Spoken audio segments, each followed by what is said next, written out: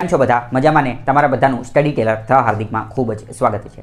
આજે આપણે એક અત્યંત મહત્વનો ટોપિક જે છે એના વિશે ચર્ચા કરીશું। વારંવાર તમે ઘણી બધી પરીક્ષાઓ આપતા હશો। આપણે એવી પરીક્ષાઓની વાત કરશું કે જે MCQ બેઝડ છે, એટલે કે જેમાં 4 ઓપ્શન આવતા હોય અને એના આધારે જે છે પ્રશ્નોના જવાબ આપવાના આવતા હોય। ઘણી બધી વાર એવું થતું હોય કે તમને પરીક્ષામાં જે પ્રશ્ન જે છે એનો જવાબ ન આવડતો હોય। અહીંયા હું થોડી વાત કરું, એ કોઈ પણ પરીક્ષા હોય, SSC, કેન્દ્ર સરકારની, રાજ્ય સરકારની, પંચાયત બોર્ડની, ક્લાસ 3ની, ક્લાસ 1 2ની, UPSCની, GPSCની કોઈ પણ પ્રકારની પરીક્ષા હોય તો તમે એક વસ્તુ નોટ કરશો। અને એમાં પણ આપણે ખાસ કરીને વાત કરીએ તો UPSC GPSC લેવલની વાત કરીએ અથવા તો જે હાઈ લેવલની પરીક્ષા હોય એટલે કે ક્લાસ 1 2 અથવા તો જે આપણે ક્લાસ 1 2 લેવલની જે પરીક્ષા હોય આ બધાની અંદર આપણે જોઈએ ને તો તમને ખ્યાલ હશે UPSC અને GPSC આની અંદર તમે મેરિટ જોશો તો તમને ખ્યાલ હશે કે મેરિટ અરાઉન્ડ 50% આજુબાજુ હોય છે। 50% આજુબાજુ મતલબ કે UPSCનું જે પ્રિલિમ્સનું પેપર જે છે ને એ 200 માર્કનું હોય તો એનું મેરિટ જે છે ને એ 100ની આજુબાજુ રહેતું હોય, મતલબ કે મેરિટ 50% રહેતું। GPSCમાં તો 2 પેપર આવે પ્રિલિમ્સની અંદર, ક્લાસ 1ની વાત કરીએ તો એમાં 200 માર્કના 2 પેપર આવે એટલે કે ટોટલ 400 માર્ક હોય। 400માંથી મેરિટ જે છે એ 110 થી લઈને તો 150ની આજુબાજુ રહેતું હોય છે, અમુક વાર એની કરતાં વટી જાય તો આ તો 50% કરતાં ઓછું રહેતું હોય છે। આપણે ગણતરી લઈને ચાલીએ કે માની લો કે 400માંથી તમારે 200 માર્ક આવી જાય ને એટલે કે તમે રાજા, તો તમે શું થઈ જાઓ, તો તમે GPSC પ્રિલિમ્સ જે છે એ પાસ થઈ જાઓ। તો આપણે એ વાત કરીએ કે ભાઈ આ પ્રિલિમ્સ જે છે એ પાસ કઈ રીતે કરવી, આપણે એક અત્યંત મહત્વની વસ્તુ જોઈશું। આ બધી જે અઘરા લેવલની પરીક્ષા આવે GPSC, UPSC અને ક્લાસ 1 2 લેવલની, તો એ બધાની અંદર તમે જોયું હોય તો તમને એક વસ્તુ જાણી અને નવાઈ લાગશે કે આ બધી પરીક્ષાની અંદર માત્ર 10 થી લઈ 20 અથવા તો મેક્સિમમ 25%, માત્ર 25% ક્વેશ્ચન જ એવા હશે, 25% ક્વેશ્ચન જ એવા હશે કે જે તમને પરફેક્ટ આવડતા હશે। ભલે ગમે એવો ટોપર હોય, ગમે એટલું વાંચેલું હોય, ગમે એ વ્યક્તિ હોય, પણ GPSC અને UPSC કે જેમાં અઘરા લેવલના પ્રશ્ન પૂછાતા હોય તો એમાં મેક્સિમમ 25% પ્રશ્નો એવા હશે કે જે તમને પરફેક્ટ આવડતા હોય, બાકીના 75% એવા હોય કે જે તમને પરફેક્ટ ન આવડતા હોય।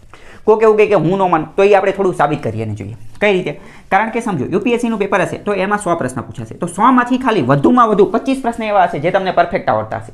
પરફેક્ટ ઇન ધ સેન્સ અહીંયા આપણે સમજીએ, કારણ કે તમને ખ્યાલ હશે GPSC UPSC લેવલની પરીક્ષા જે છે એમાં સ્ટેટમેન્ટવાળા ક્વેશ્ચન જે છે એ વારંવાર પૂછાતા હોય। હવે સ્ટેટમેન્ટવાળા ક્વેશ્ચનની આપણે થોડું ઉદાહરણ લઈએ। માની લો કે 1 2 3 4 4 સ્ટેટમેન્ટ આપેલા છે।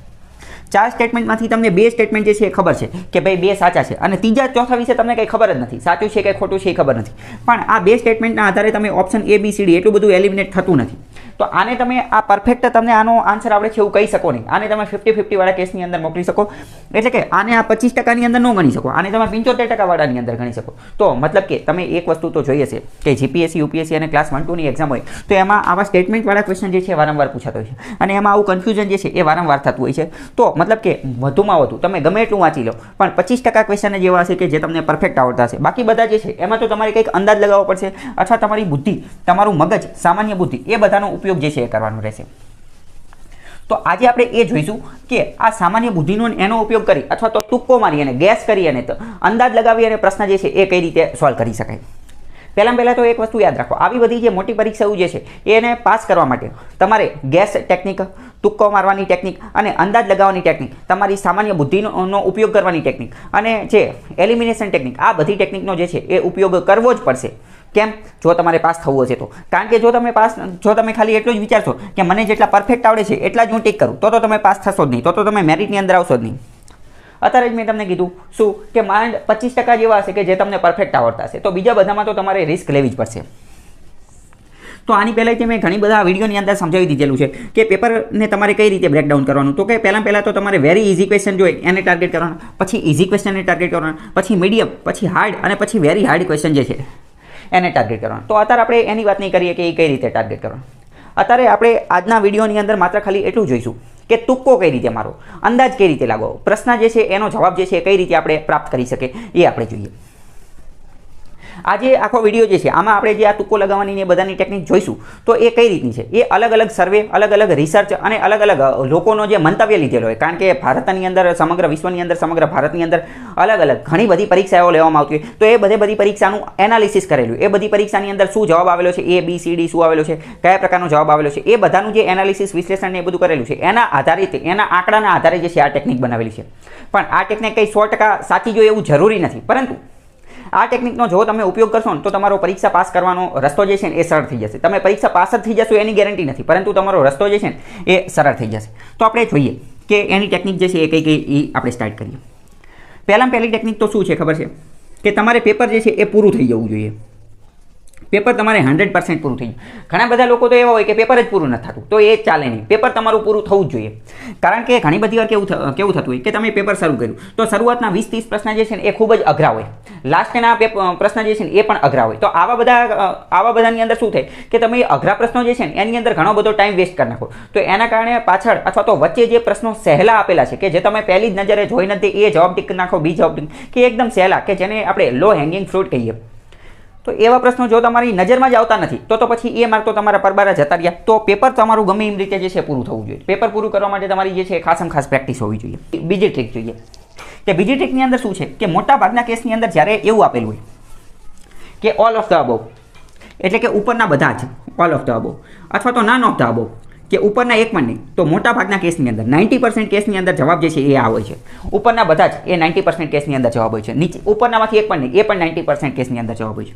અમુક વાર જવાબ પ્રશ્ન આવો આપેલો હોય એ બી, એક તો ઓપ્શન એમાં એવું આપેલું હોય માત્ર એક, પછી આમાં આપેલું હોય માત્ર બે, અને સીની અંદર આપેલું હોય ઉપરના બંને સાચા છે અથવા ઉપરના બંને ખોટા છે. તો મોટા ભાગના કેસની અંદર ઓપ્શન સી જે છે એ સાચો હોય છે કે ઉપરના એ અને બી બંને સાચા છે. એ અને બી જે છે એ બંને સાચા છે. બીજો એક ક્વેશ્ચન પૂછાયેલો છે, કારણ એક જીપીએસસીએ નવું શરૂ કરેલું છે, જોકે યુજીસી નેટમાં અથવા તો બીજી કેન્દ્રીય લેવલની પરીક્ષામાં તો વારંવાર પૂછાય છે. એક આપેલું હોય એસર્શન, એટલે કે શું આપેલું હોય તો કે એક વિધાન આપેલું હોય અને એની નીચે જે છે ને એ આર આપેલું હોય. આર એટલે કે એનું કારણ આપેલું હોય. હવે ઓપ્શન આપેલા હોય કે વિધાન એ જે છે એ સાચું છે, અથવા તો વિધાન એ અને આર બંને સાચા છે. વિધાન એ જે છે એનું સાચું કારણ આર એ સાચું છે, અથવા તો વિધાન એ સાચું છે પરંતુ આર એ એનું કારણ સાચું નથી. આવા 4 અલગ અલગ ઓપ્શન આપેલા. તો આવા જે પ્રશ્ન જે છે એની અંદર પણ એવું જોવા મળેલું છે કે મોટાભાગના કેસની અંદર 90% કેસની અંદર જવાબ શું હોય છે તો કે વિધાન એ સાચું છે અને એનું આર કારણ જે છે એ પણ સાચું છે. એટલે કે ઓપ્શન સી જે આપેલો હોય એ સાચું હોય, અથવા તો અમુક વાર એ ઓપ્શન એમાં પણ આપેલું હોય છે કે વિધાન એ સાચું છે અને એનું આર કારણ જે છે એ પણ સાચું છે. તો આ બીજા નંબરની ટેકનિક થઈ ગઈ. ફરીથી જુઓ કે 90% કેસની અંદર ઉપરના બધા જ ઉપરનામાંથી એક પણ નહીં એ જવાબ હોય છે, અથવા તો એ અને બી બંને એવું આપેલું હોય એ જવાબ હોય છે, અથવા તો આજે વિધાન સાચું છે અને વિધાનનું આર કારણ જે છે એ પણ સાચું છે, એ પણ જે છે એ જવાબ હોય છે. બીજી વાત કરીએ, આ બધી વસ્તુ જે છે ને એનું હું તમને સબૂત પણ આપીશ. અલગ અલગ પરીક્ષાની અંદર જે પ્રશ્નો પૂછાયેલા છે એ પણ મેં લાસ્ટમાં લીધેલા છે, એનું સબૂત જે છે એ પણ તમને મળી જશે. અને એક રીતે મેં તમને કીધું કે તમે આ વિડીયો સંપૂર્ણ જોઈ લેશો, તમને ખ્યાલ આવી જશે, તમે ઓટોમેટિક જ જવાબ સુધી જે છે એ પહોંચી જશો. બીજી એક વાત કરીએ, મોટાભાગની પરીક્ષાની અંદર જોવા મળેલું છે કે જો ઓપ્શનની અંદર નીતિ આયોગ આપેલું હોય ને, નીતિ આયોગ, તો એ જ જવાબ હોય. તમારે આંખ બંધ કરીને ટીક મારી દો. આંખ બંધ કરીને ટીક મારવાનો એનો મતલબ એમ નથી જો તમને જવાબ આવડે છે તો તમારી ટીક મારવાનો, પરંતુ માની લો કે તમને કાંઈ આવડતું જ નથી, હવે તમારી પાસે કાંઈ રસ્તો જ બચ્યો નથી, કોઈ ઓપ્શન નથી, યુ હેવ નો ઓપ્શન, હવે કાંઈ બચ્યું જ નથી, તો લાસ્ટ ઓપ્શન તરીકે લાઈફ સેવિંગ ડ્રગ તરીકે તમે આ જે છે એને ઉપયોગ કરી શકો છો. મોટાભાગની પરીક્ષાઓ ભારત લેવલની જેટલી પણ લેવલની છે એ બધાનું જે રિસર્ચ કર્યું તો ખબર પડી કે જ્યારે નીતિ આયોગ ઓપ્શન આપેલો હોય તો એ જ જે છે એ જવાબ હોય છે. બીજી વાત કરીએ કે બીજું કઈ વસ્તુ છે. બીજી અમુક વસ્તુ કેવી હોય કે બીજી વાર અમુક લેવલે જોઈએ ને તો અમુક એક્સ્ટ્રીમ લેવલના શબ્દો જે છે આપેલા હોય, એક્સ્ટ્રીમ જે વિધાન. અહીંયા આપણે હવે થોડી પહેલાં વિધાનવાળા વાક્યોની વાત કરીએ. ઘણા બધા લોકો જે છે ને એ આ વિધાનવાળા વાક્યોથી ડરતા હોય, ખાસ કરીને તો જે ક્લાસ 3ની તૈયારી કરતા હોય અને પછી જે છે એ ક્લાસ 1, 2ની અંદર અપગ્રેડ થયા હોય, ધીમે ધીમે જીપીએસસી યુપીએસસીની તૈયારી કરવાનું શરૂ કરેલું હોય, તો એ વિધાનવાળા વાક્યો જે છે ને એનેથી ડરતા હોય. કેમ? કારણ કે ક્લાસ 3ની તલાટી ને જુનિયર ક્લર્ક ને એ પરીક્ષા હોય તો એમાં તો શું હોય, જય માતાજી, ABCD, એ 4માંથી જે કદો ઓપ્શન હોય એમાં કંઈ વિધાનને કંઈ લેવા દેવાનું હોય. એટલે જ્યારે એ લોકો અપગ્રેડ થાય ને ત્યારે એ વિધાનવાળા વાક્યોથી ડરતા હશે. આ વિડીયો જોવાવાળા પણ ઘણા બધા, તમારામાંથી પણ ઘણા બધા એવા છે કે જે વિધાન જોઈને તરત જ ડરવાનું શરૂ કરી દેતું હશે. પરંતુ હવે આ હું તમને ટેકનિક કહું છું, એનાથી તમે વિધાનથી જે છે ને એ ક્યારેય ડરશો નહીં. વિધાનથી તમારે ડરવાની જરૂર નથી. કેમ? કારણ કે વિધાન તો એકદમ સહેલી વસ્તુ છે, એકદમ સહેલી વસ્તુ. કેમ? કારણ કે તમે વિચારો, તમે જ્યારે નાના હતા, બાળપણની અંદર પ્રાઇમરી સ્કૂલ, પ્રાથમિક શાળાની અંદર ભણતા હતા ને ત્યારે વિધાનવાળા પ્રશ્નો પૂછાતા. તમને એવું લાગે શું મજાક કરો છો? ત્યારે પૂછાતા હતા, ત્યારે પૂછાતા હતા. કઈ રીતે? કદાચ તમે જોયેલું હશે કે ભાઈ નીચેનામાંથી ટ્રુ ફોલ્સ, સાચા અને ખોટા જે છે એ પસંદ કરો. નીચે 1-2 વાક્ય આપેલા હોય અને આ સાચા ખોટાની ટ્રુ ફોલ્સ આવું ચોકડીને સાચું કરવાની એવી ગેમ જે છે, અથવા તો એ પ્રકારની પ્રાથમિક શાળાની અંદર આવા વાક્યો જે છે આવતા હતા. સાચી વાત કે ખોટી વાત? સાચી વાત આવતા હતા. તો વિધાન જે છે એ પણ સેમ એ જ પ્રકારની વસ્તુ છે. તમે વિચારો કે વિધાન પણ એવી જ વસ્તુ નથી કે વિધાન 4 વિધાન આપેલા છે, તમારે નક્કી કરવાનું કયું સાચું છે કયું ખોટું છે. તમે પહેલું વિધાન વાંચ્યું, સાચું તો સાચું મારો, બીજું ખોટું તો ખોટું મારો, સાચું ખોટું જે આવતું હોય એ રીતે તમારે એ કરવાનું છે. બીજું આમાં કંઈ કરવાનું છે નહીં. તો મતલબ કે ફરીથી હું કહું તો વિધાન જે છે એનેથી તમારે ડરવાની જરૂર નથી. વિધાનને તમારે કોની સાથે સરખાવવાના છે? બાળપણની અંદર પ્રાથમિક શાળાની અંદર તમે ભણતા હતા જે ટ્રુ ફોલ્સ સાચા ખોટા જે આવતા હતા એની સાથે તમારે સરખાવવાના છે. હવે બીજી મેઇન વસ્તુ અહીંયા જે છે આ વિડીયોની અત્યંત મહત્વની વસ્તુ છે, ખાસ કરીને જીપીએસસી યુપીએસસી માટે જે છે એ અત્યંત મહત્વની વસ્તુ. પ્રશ્ન જે છે ને એને તમારે વેરી કોન્સન્ટ્રેશન ખૂબ જ ધ્યાનપૂર્વક જે છે એ વાંચવાનું છે, ખૂબ જ ધ્યાનપૂર્વક. ઘણી બધી વાર જે છે ને એ પ્રશ્નની અંદર જ એનો જવાબ જે છે એ છુપાયેલો હોય છે. બીજું ધ્યાનપૂર્વક વાંચવાનું. ધ્યાનપૂર્વક વાંચવાની ટેકનિક જે છે એની અંદર તમારે ખાસ વસ્તુ શું ધ્યાન રાખવાની? ઘણી બધી વાર એવું પૂછેલું હોય કે નીચેનામાંથી કયું વિધાન ખોટું છે, એટલે કે કયું રોંગ છે અથવા તો કયું ઇનકરેક્ટ છે. કદાચ તમે જીપીએસસીનું પેપર જોયેલું હશે તો ઇંગ્લિશમાં તો જે છે ને એ રોંગ અથવા ઇનકરેક્ટ હશે ને તો એ આવી રીતે બોલ્ડની અંદર અને કેપિટલની અંદર જ લખેલું હશે. કેમ? કારણ કે એમને તમને કહે છે કે ભાઈ ખોટું છે, એને તમે ધ્યાને આપો. ગુજરાતીમાં લખેલું હશે તો એને પણ બોલ્ડની અંદર અને થોડુંક ઇટાલિકની અંદર જે છે એ લખેલું હશે.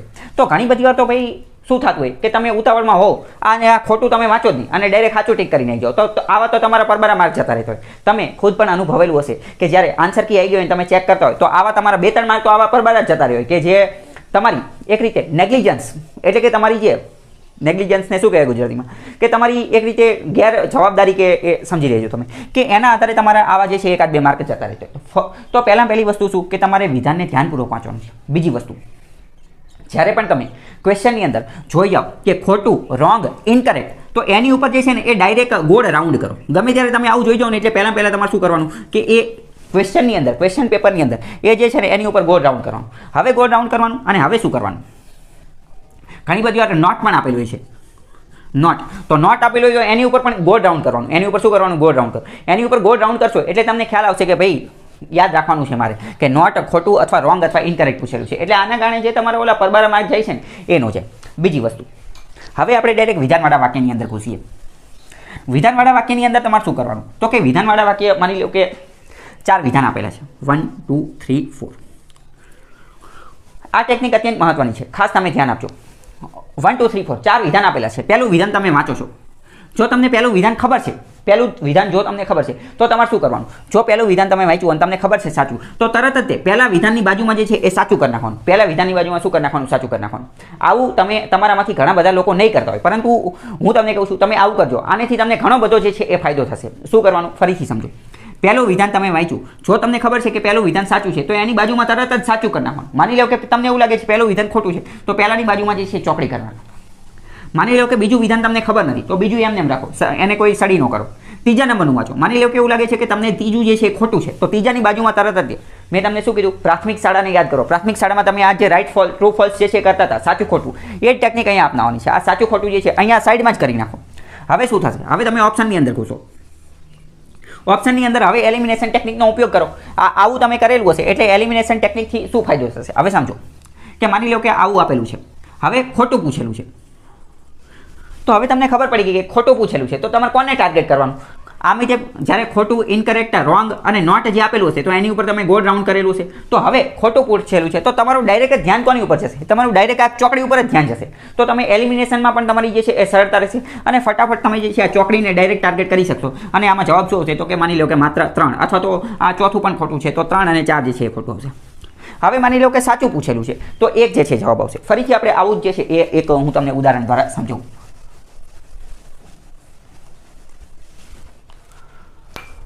માની લો કે 4 વિધાન આપેલા છે, 1 2 3 4. પહેલું વિધાન માની લો કે તમે વાંચ્યું, તમને ખબર પડી કે સાચું છે. બીજું વિધાન તમે વાંચ્યું, તમને ખબર પડી કે ખોટું છે. ત્રીજું વિધાન તમે વાંચ્યું, તમને ખબર પડી કે ખોટું છે. અને ચોથું વિધાન તમે વાંચ્યું કે સાચું છે. આવું કરવાથી ફાયદો શું થશે? આવું કરવાથી ફાયદો પહેલો એ થશે. હવે જો માની લો કે પ્રશ્ન એવો પૂછેલો છે કે નીચેનામાંથી કયું વિધાન સાચું છે, તો જવાબ શું બનશે? જવાબ બનશે માત્ર 1 અને 4. અને એવું પૂછેલું છે કે નીચેનામાંથી કયું સાચું નથી, નીચેનામાંથી કયું સાચું નથી, તો જવાબ શું બનશે?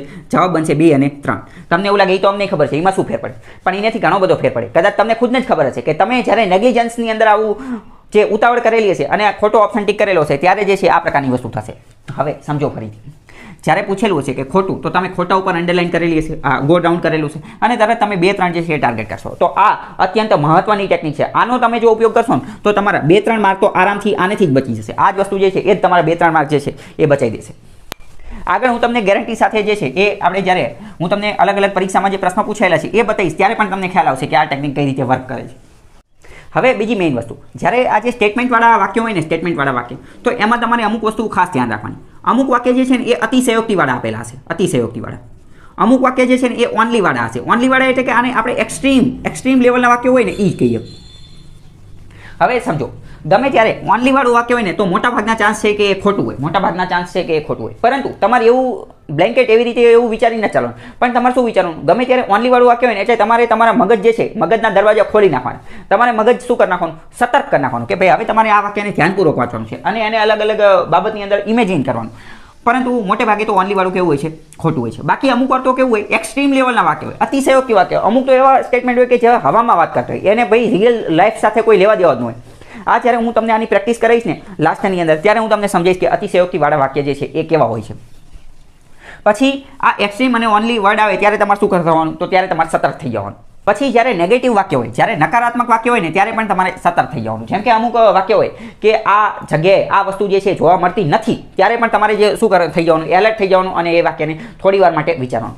જીપીએસસી અને યુપીએસસીમાં છેલ્લા થોડા સમયથી ટ્રેન્ડ બેઝડ ક્વેશ્ચન પૂછે છે. ટ્રેન્ડ બેઝડ ક્વેશ્ચનનો મતલબ શું? ટ્રેન્ડ બેઝડ ક્વેશ્ચન મતલબ કે એવું પૂછી લે કે છેલ્લા 10 વર્ષની અંદર આપણું ફોરેક્સ રિઝર્વ જે છે એમાં સતત લગાતાર વધારો થયેલો છે, કન્ટિન્યુઅસ હાઇક એટલે કે સતત વધારો જોવા મળે છે. અથવા તો છેલ્લા આઝાદી પછી ભારતની અંદર સતત કૃષિ ઉત્પાદનોની અંદર સતત વધારો જોવા મળે છે, અથવા ઉદ્યોગની અંદર સતત વધારો થયેલો છે. મતલબ કે છેલ્લા 10 વર્ષ, છેલ્લા 20 વર્ષ, છેલ્લા 30, 40, 50 વર્ષ આવા ટ્રેન્ડ બેઝડ ક્વેશ્ચન જે છે પૂછેલા છે. તો આવા ટ્રેન્ડ બેઝડ ક્વેશ્ચન જે છે એ મોટે ભાગે એવા વિધાન જે છે ને એ ખોટા હોય છે. કેમ ખોટા હોય છે તમે ખુદ વિચારો. કોઈ પણ વસ્તુ છે બરાબર, આ મોટે ભાગે ઇકોનોમીમાં પૂછાતા હોય છે. તો ઇકોનોમીની અંદર તમે કોઈ પણ વસ્તુ જે છે વિચારો, એ ભાઈ પ્રોડક્શન હોય કે સર્વિસ સેક્ટર હોય કે કોઈ પણ હોય, તો એમાં શું થાય? તમને શું લાગે છે સતત 10 વર્ષ સુધી કોઈ વસ્તુ જે છે, કોઈ વસ્તુનો ગ્રાફ જે છે એ સતત વધતો એવું જરૂરી છે? એવું જરૂરી નથી. એવું મોટે ભાગે તો ઇમ્પોસિબલ જ છે. કારણ કે ફ્લક્ચ્યુએશન તો આમાં વારંવાર આવતું હોય. અમુક વાર વધારો થાય, અમુક વાર ઘટાડો થાય. ક્રૂડ ઓઇલની પણ અંદર પણ સેમ એ જ વસ્તુ છે. માની લો કે અમુક વર્ષની અંદર વધારો થયો હોય, અમુક વર્ષની અંદર ઘટાડો થયો હોય, તો ટ્રેન્ડ બેઝડ ક્વેશ્ચન જે છે એ વિધાન મોટે ભાગે કેવો હોય છે? ખોટા હોય છે. કેમ? કારણ કે સતત વધારો પણ ક્યારેય થઈ શકે નહીં, સતત ઘટાડો પણ ક્યારેય થઈ શકે નહીં. પરંતુ અમુક વાર વધારો થયો હોય અને અમુક વાર જે છે ઘટાડો થયો હોય. તો આ વસ્તુ તમે શું કરી શકો? આ વસ્તુ તમે સામાન્ય બુદ્ધિથી જે છે એ જવાબ જે છે આનો આપી શકો. અહીંયા હું તમને જે છે એ આ વિધાનવાળા વાક્યની અંદર હું તમને મારો 2 રિયલ લાઈફ ઇન્સિડન્ટ્સ જે છે એ શેર કરું. મારા જીવનમાં શું થયું હતું.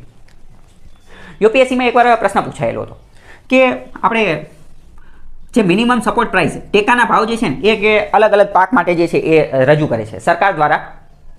મિનિમમ સપોર્ટ પ્રાઇસ જે છે રજૂ કરવામાં આવે છે. આઈ થિંક 22 યા 24 પાક માટે રજૂ કરે છે, મને અત્યારે એક્ઝેક્ટ યાદ નથી, પણ કે 22 કે 24 પાક માટે રજૂ કરે છે. આમાંના અમુક જે છે એ ખરીફ પાક હોય, અમુક રવિ પાક હોય, એવી રીતે. તો પ્રશ્ન એવો પૂછેલો હતો કે નીચેનામાંથી આ જે 22 પાક છે એ નીચેનામાંથી કયા છે? અને ઓપ્શન 1, 2, 3, 4, 5, 6. યુપીએસસીમાં એકવાર આ પ્રશ્ન પૂછેલો હતો. 6-7 જેટલા પાક આપેલા હતા અને નીચે ઓપ્શન આપેલા હતા. માત્ર 1, માત્ર 2, 1, 2, 3, 1, 2, 3, 4 આવા ઓપ્શન જે છે આપેલા હતા. હવે ભાઈ આપણું તો ચોખ્ખું ગણી કે ભાઈ આપણે કયા 22, 24 એટલા પાક તો આપણે યાદ ન રાખીએ. પરંતુ મેં એક વસ્તુ નોટ કરી. શું? એક પાક આપેલો હતો સોપારી. મેં નક્કી કર્યું, મેં વિચાર્યું કે ભાઈ સરકાર એટલી તો ગાંડી નથી થઈ ગઈ કે સોપારી જે છે ને એની માટે એમએસપી જાહેર કરે. કેમ? કારણ કે સોપારી કોઈ ખતરનાક વસ્તુ નથી, કોઈ રિવોલ્યુશન કે ક્રાંતિકારી વસ્તુ નથી. સોપારીથી શું થાય? તો સોપારીનો માવા ખાવા માટે, પાન ખાવા માટે, બધા માટે ઉપયોગ કરે. તો એનેથી તો અમુકનું લોકોનું જે હ્યુમન કેપિટલ ને એ બધું આમાં નુકસાન થવાનું છે. બીમારીમાં કેન્સર ને એ બધા, ઓલો મુકેશ જે છે એ મરી ગયો. અમુક તો કેન્સર દરેક પિક્ચરની અંદર પહેલાં એને બતાવી દે છે કે મરી ગયો. તો મેં કીધું સોપારી તો જવાબ આવશે નહીં. મેં જેવું સોપારીને એલિમિનેટ કર્યું ને તરત હું ડાયરેક્ટ જે છે એ જવાબ સુધી પહોંચી ગયો. ડાયરેક્ટ તે મને એકેય પાક નથી ખબર, પણ સોપારીને એલિમિનેટ કરતા તાત્કાલિક જે છે એ જવાબ સુધી પહોંચી ગયો. બીજી એકવાર જીપીએસસી એસટીઆઈની અંદર એક વિધાનવાળું વાક્ય જે છે એ પૂછાયેલું હતું. 4 વિધાન, 3 કે 4 વિધાન આપેલા હતા. આઈ એમ નોટ શ્યોર એક્ઝેક્ટલી, પણ 3-4 જેટલા વિધાન આપેલા હતા. ક્વેશ્ચન કોની ઉપર હતો એ હું તમને કહું. થોડા સમય પહેલાં તમને ખ્યાલ હોય તો ગુજરાત સરકાર દ્વારા એવો કાનૂન બનાવવામાં આવેલો હતો કે ગુજરાતની અંદર હવે છે ને એ 24 કલાક દુકાન ખુલ્લી રહી શકશે. અમુક દુકાન જે છે ને એ 24 કલાક ખુલ્લી રહી શકશે. તો એવો એની બાબતે વિધાન આપેલા હતા 3. તો એમાં એક વિધાન એવું હતું કે હવે આ જે નવો કાનૂન આવ્યો ને એના અંતર્ગત 24 કલાક વિધાન જે દુકાન ખુલ્લી રહી શકશે ને, તો એમાં મહિલાઓ જે છે ને, મહિલાઓને 24 કલાક કામ કરવા માટેની પરવાનગી આપવામાં આવે છે. મહિલાઓને 24 કલાક કામ કરવા માટેની પરવાનગી આપવામાં આવે છે. મેં વિચાર્યું ક્યારે એવું બની શકે કે મહિલાઓને 24 કલાક કામ કરવાની પરવાનગી આપવામાં આવે? હવે આપણે થોડું વિચારીએ તો પણ આપણને ખબર પડે. હવે માની લો કે આવું કરી નાખ્યું કે સતત 24 કલાક કામ કરવા માટેની પરવાનગી આપી દે તો મહિલાઓનું શોષણ થઈ જશે. તો કોઈ પણ જે મોટો અમીર વ્યક્તિ જે છે અથવા તો વેપારી છે અથવા તો જે પ્રોડ્યુસર છે, જે મેન્યુફેક્ચરર છે, એ શું કરશે? એ તો આને ભાઈ ખાવા પીવાની રિસેસ ક્યાંય આપશે જ નહીં, કોઈ રજા જ નહીં આપે. 24 કલાક લગાતાર જે છે એ કામ ધંધો જ કરે કરશે. તો મતલબ કે આવું વિધાન તો હોઈ શકે નહીં. એટલે મેં વિચાર્યું કે ભાઈ આવું તો ક્યાંય આવું પ્રોવિઝન હોય જ ન શકે, આવી જોગવાઈ હોય જ ન શકે, આમાં કંઈ વાંચવાનું કે એવું કંઈ કરવાની જરૂર નથી. તો મેં એ વિધાન જે છે એને એલિમિનેટ કર્યું. તરત જ હું જે છે જવાબ સુધી પહોંચી ગયો. મતલબ કે અહીંયા અત્યંત મહત્વની વસ્તુ શું છે? આ શું વસ્તુ છે કે આમાં તમે માત્ર અને માત્ર સામાન્ય બુદ્ધિનો ઉપયોગ કર્યો અને એના દ્વારા તમે જે છે એ જવાબ સુધી પહોંચ્યા. આવા હું તમને લાસ્ટમાં જે અલગ અલગ પરીક્ષાની અંદર જે પૂછાયેલા છે એનું હું તમને કહીશ, ત્યારે પણ હું આ તમને સબૂત સાથે સમજાવીશ કે આનો કઈ રીતે ઉપયોગ. બીજી આપણે થોડીક વાત કરીએ કે સાયન્સની અંદર, વિજ્ઞાનની અંદર અમુક પ્રકારના પ્રશ્ન પૂછાયેલો હોય, એમાં અમુક વિધાન આપેલો હોય કે મે બી, might be, May B, might be, એટલે કે કદાચ એવું વિધાન આપેલું હોય કે જે કદાચ. તો કદાચવાળા વિધાન હોય ને એ મોટે ભાગે સાચા હોય છે. જેમ કે અમુક વાર કેવું આપેલું હોય કે ફોર એક્ઝામ્પલ સમજો કે નેનો ટેકનોલોજીનો નીચેનામાંથી કઈ કઈ જગ્યાએ ઉપયોગ થઈ શકશે. હવે અલગ અલગ સેક્ટર જે છે આપેલા હોય. તો હવે સાયન્સ એન્ડ ટેકનોલોજી આ એક પ્રકારની એવી વસ્તુ છે ને કે એનો દરેક જગ્યાએ, દરેક ફિલ્ડની અંદર, દરેક ક્ષેત્રની અંદર જે છે ને એ ઉપયોગ થઈ જ શકે. અહીંયા હું તમને એક ઉદાહરણ સાથે સમજાવું. હમણાં એક મૂવી આવેલું હતું, વેબ સિરીઝ આવેલી હતી વિક્રમ સારાભાઈ ઉપર. વિક્રમ સારાભાઈને આ જે હોમી જહાંગીર ભાભાની એ બધા ઉપર એક વેબ સિરીઝ આવેલી હતી સોની લીવની, રોકેટ બોયઝ. તો રોકેટ બોયઝની જે વેબ સિરીઝ આવેલી હતી ને એમાં તમે કદાચ એક વસ્તુ નોટ કરેલી હોય તો શું થાય કે જે ઓલા હોમી જહાંગીર ભાભા જે છે ને એ જવાહરલાલ નહેરુ પાસે એક ઓલો યુરેનિયમનો ટુકડો લઈને જાય અને એ ટુકડો લઈને જાય અને પછી કહે કે આ યુરેનિયમના ટુકડાની અંદર કેટલી શક્તિ, કેટલી એનર્જી, કેટલી ઉર્જા છે એ તમને ખબર છે? તો ઓલો કે ના, અમને નથી ખબર. જવાહરલાલ નહેરુની બધા તો કે આની અંદર જે છે ને એ 1000 ટ્રક જેટલા કોલસામાં જેટલી એનર્જી જે છે ને 1000 ટ્રક જેટલા કોલસાની જેટલી શક્તિ છે ને એટલી કે આ ટુકડાની અંદર છે. તો એટલે કે ઓકે વાંધો નહીં. તો પછી કે હવે માની લો કે આ યુરેનિયમનો આપણે ઉર્જા તરીકે ઉપયોગ કરવો છે તો કે એની માટે મારે કે સંસદની અંદર આનો કે ખરડો જે છે એ પસાર કરાવવો પડશે. તો કે એ હું કઈ રીતે કરીશ? એની માટે કે જો હું આ ઉર્જાની વાત કરીશ ને તો કે ખરડો પસાર નહીં થાય. તો પછી હોમી જહાંગીર ભાભા એમ કહે છે તો એક કામ કરો કે એનર્જી, ઉર્જાની વાત છોડો, કે એનર્જીનું તમે છોડો, તો તમે એમ કહી દો કે ન્યુક્લિયર વેપન બનાવવા માટે, અણુશસ્ત્ર બનાવવા માટેનો મુદ્દો, અને અણુશસ્ત્ર કોની સાથે સંબંધિત છે? નેશનલ સિક્યુરિટી માટે. કેમ? કારણ કે જો આપણી પાસે હથિયાર આવી ગયા, ન્યુક્લિયર હથિયાર આવી ગયા, પરમાણુ હથિયાર, તો આપણી જે રાષ્ટ્રીય સુરક્ષા જે છે એ મજબૂત બની જશે. તો કે એક કામ કરો, તમે એનર્જીનું કહેવા જ નહીં, તમે એમ કહો કે ભાઈ આપણા રાષ્ટ્રીય સુરક્ષા માટે, રાષ્ટ્રીય સુરક્ષા આપણી પાસે બે ખતરનાક દુશ્મન છે, એનાથી બચવા માટે, રાષ્ટ્રીય સુરક્ષા માટે, રાષ્ટ્રને જે છે એ પરમાણુ સંપન્ન બનાવવા માટે જે છે એ આપણે યુરેનિયમનો ન્યુક્લિયર જે ન્યુક્લિયર રેડિયેશનવાળા જે યુરેનિયમ ને એ બધા જે છે એનો આપણે ઉપયોગ જે છે એ શરૂ કરવાનો છે. તમે કે આ મુદ્દો ઉઠાવો. મતલબ કે અહીંયા તમે એક વસ્તુ સમજો કે સાયન્સની અંદર, સાયન્સ અને ટેકનોલોજી એ એક પ્રકારની એવી વસ્તુ છે કે જેનો ઘણી બધી જગ્યાએ જે છે ઉપયોગ થઈ શકે. ટેકનોલોજી જે છે એનો ઘણી બધી જગ્યાએ ઉપયોગ થઈ શકે.